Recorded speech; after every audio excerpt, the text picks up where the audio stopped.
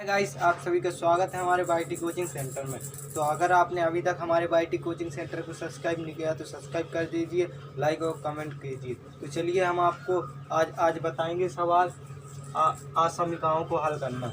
असमीकाओं को कैसे हल करें, तो आज हम आपको ये बताएंगे। हम आपको इसमें बहुत ही सरल टिप्स बताएंगे ताकि आपको आगे भी ये परेशानी ना हो। ये कक्षा 11 के सवाल हैं, 11, 12 के, और 10 में भी है।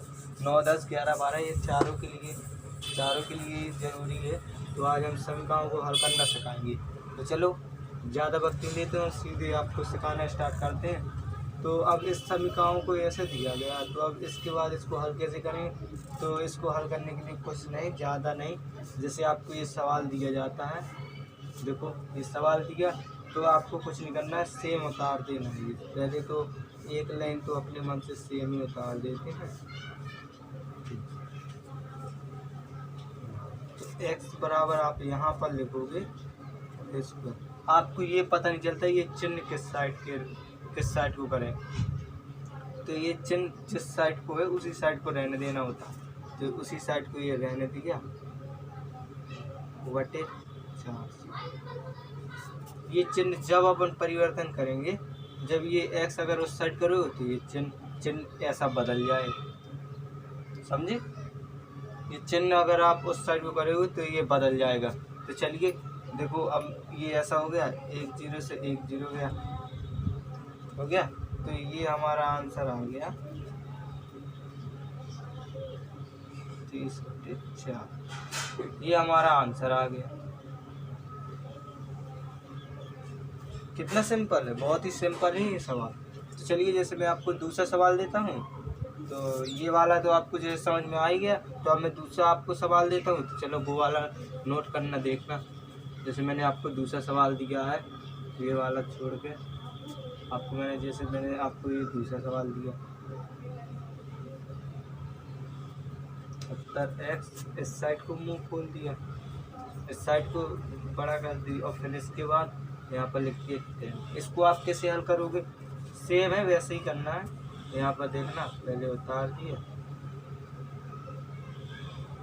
अब इस साइड पे x बराबर लिखोगे आप। ये x बराबर आप ऐसे x बराबर लिख दो, यानी 10/70 ऐसा हो गया। तो ये कितना आ गया, x पर 1/c, ये हमारा x का आंसर आ गया। दोस्त इस प्रकार किए जाते हैं ये सवाल, बहुत ही सरल है, इजी है। और जैसे मैंने आपको एक और सवाल दिया, यहाँ पर मैंने अगर आपको कहा 1000,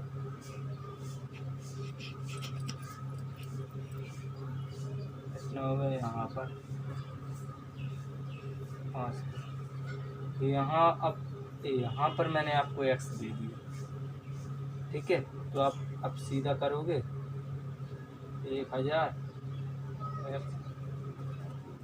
500, तो x बराबर कितना हो गया। इसको बराबर नहीं लिख सकते, लिखना हो तो लिख तो सकते हो, पर बाद में जब आप हल करोगे तो वहाँ पर आपको इस साइड का चिन्ह बोल देना।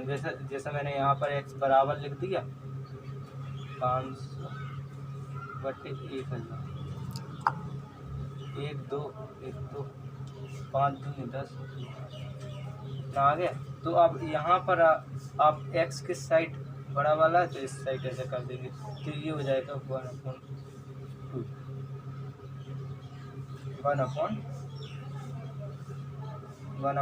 आंसर।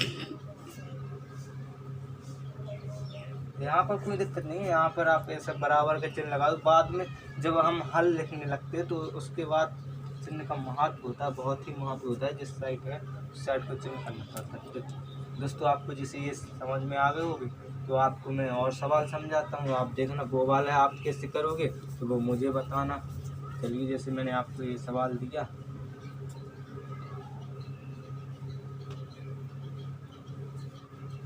जैसे मैंने ये आपको दिया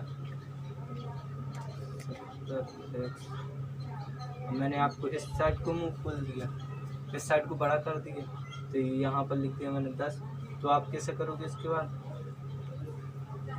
70x यहाँ पर ऐसे ही करके तो x बराबर आप ऐसा करोगे 1 0 से 1 0 तो x 10 सॉल्व। ये हमारा सॉल्व हो गया। चलिए एक और सवाल बताते हैं। अब तो आपको बनने लगे होंगे ना बहुत ही फॉरवर्ड, क्योंकि ये बहुत ही सिंपल होते हैं और बहुत ही सरल भी है। अगर एक बार ये समझ में आ गए तो फिर कोई दिक्कत नहीं होती। जैसे मैंने आपको 5 में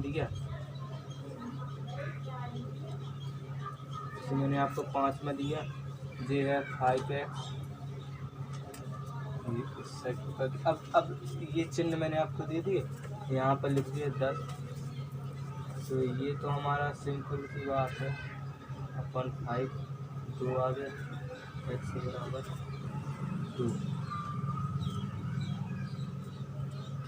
ये हमारा आंसर हो गया। तो जैसे मैंने आपको ये दिए, अब देखना, अब अगर मैं आपको बराबर का चिन्ह दूँ बीच में तो आप कैसा करोगे बताता हूँ, वो भी मैं आपको बताता हूँ। जैसे ये तो हो गया। अब मैंने आपको 6वां सवाल दिया, ठीक है, 6वां मैंने आपको सवाल दिया है। तो ये है 70, यहाँ पर 70x लिखा बराबर, यहाँ पर मैंने फिर 70 कर दिया।